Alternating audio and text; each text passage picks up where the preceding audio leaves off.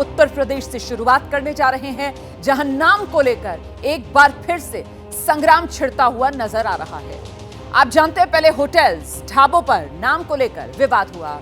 आपको याद होगा, नेम प्लेट के आदेश को लेकर जमकर सियासी हंगामा हुआ और अब एक नया विवाद, बैंड बाजों के नाम पर बखेड़ा खड़ा हो गया है। उत्तर प्रदेश की शिक्षा मंत्री हैं, नाम गुलाब देवी है। बैंड बाजों के नाम को उन्होंने धर्म से जोड़ दिया है। उन्होंने मुसलमानों के हिंदू नाम रखने पर सवाल उठा दिए।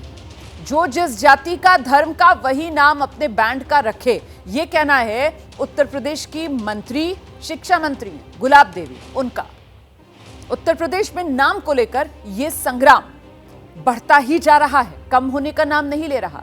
पहले बात होटल्स और ढाबों तक सीमित थी, खाने की पवित्रता से उसको जोड़ा जा रहा था, लेकिन अब तो बात बैंड बाजे पर भी धर्म के मुताबिक नाम पर पहुंच गई है। उत्तर प्रदेश में नेम प्लेट के बाद बैंड बाजे को लेकर यह विवाद। उत्तर प्रदेश की मंत्री ने बैंड बाजों के नाम पर सवाल उठा दिए। मंत्री गुलाब देवी कह रही हैं, धर्म के आधार पर ही नाम रखें। बैंड बाजों के नाम मंगलम, अशोक, गीता क्यों हैं? क्या उन्हें अपने धर्म के नाम पर भरोसा नहीं है? ये सवाल पूछ रही हैं गुलाब देवी, उत्तर प्रदेश की शिक्षा मंत्री।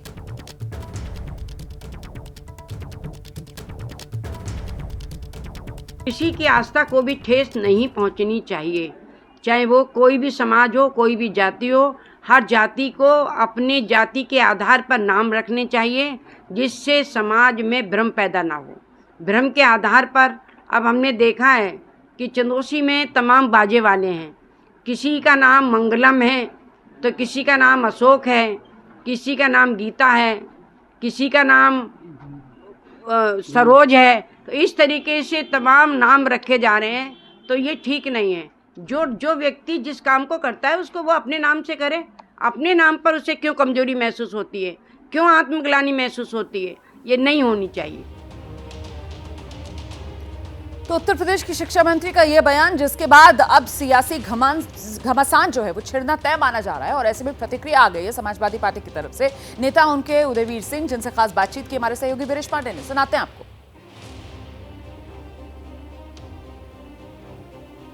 अब बैंडबाजों पर भी अपने नाम और अपने प्लेट और अपनी सारी व्यवस्था लगाने की बात की जा रही है। पूछा जा रहा है कि अपने नाम क्यों नहीं लिखते। इस देश का संविधान, कानून ये आज़ादी देता है कि कोई भी कोई संस्थान, प्रतिष्ठान खोले तो सरकारी नियमों से लाइसेंस और सारे काम करने के बाद वो अपनी सुविधा से, अपनी मर्जी से, अपनी पसंद का नाम रख सकता है। क्योंकि भारतीय जनता पार्टी का संविधान में विश्वास नहीं है। संविधान बदलने में दिन भर लगे रहते हैं।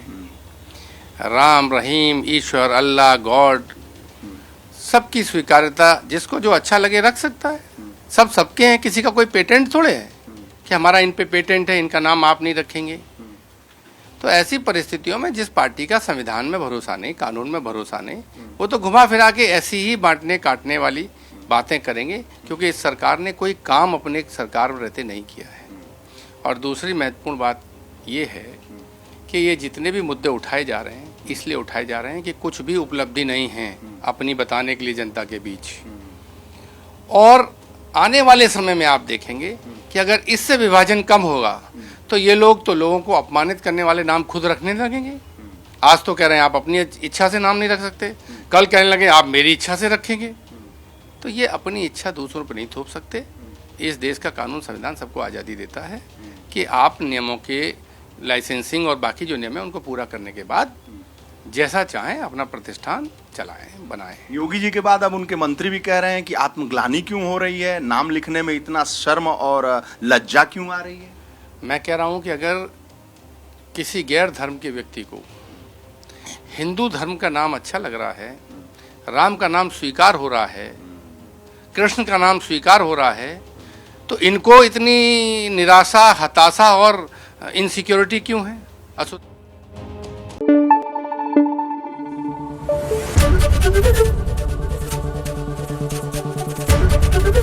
एबीपी न्यूज आपको रखे आगे।